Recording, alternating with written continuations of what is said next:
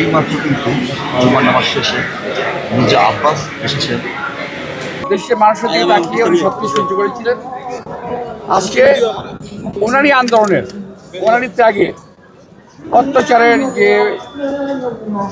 সচেষ্ট ছিল, উনি সেই অত্যাচার সহ্য করে আজকে গণতন্ত্রকে এগিয়ে নিয়ে গেছেন। আজকে গণতন্ত্রের দ্বার প্রান্তে বাংলাদেশ দেখে যেতে পারলেন না, এটা সবচেয়ে বড় দুঃখ। আমি অত্যন্ত সৌভাগ্যবান মনে করি দেখে শহীদ রাষ্ট্রপতি জিয়া রহমানের হাতে ধরেই আমার রাজনীতিতে আসা। বিএনপি জন্মলগ্ন থেকে পরিচালনা থেকেই দল আমি ছিলাম। অতঃপর আমার রাজনীতি লালিত হয়েছে আমাদের নেতা জিয়া রহমান সাহেবের, প্রেসিডেন্ট জিয়া রহমান সাহেবের মৃত্যুর পরে দেশনেত্রী বেগম খালেদা জিয়া, ওনার হাতে আমার রাজনীতি, আমার নিজের জীবন লালিত হয়েছে। ওনার স্নেহ সান্নিধ্যেই বড় হয়েছি।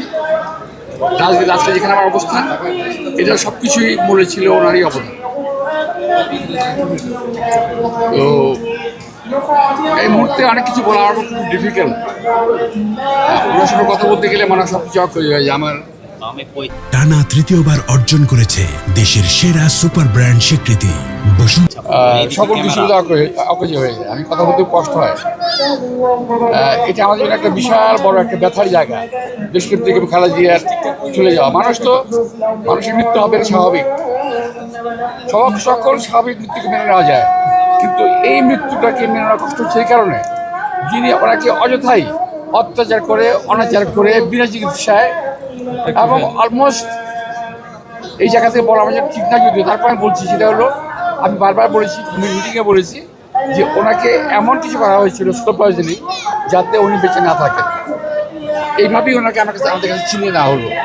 এটাই হলো আমাদের ব্যথার জায়গাটা, এটাই হলো আমাদের পেইনের জায়গাটা। এই জায়গাটা যে যখন তুমি যেটাকে এনজয় করবে না, একটা কিছু করে তুললেন, সেটা দেশবাসী এনজয় করতেছে, ভোগ করছে, এরকম দেখতে পারলেন।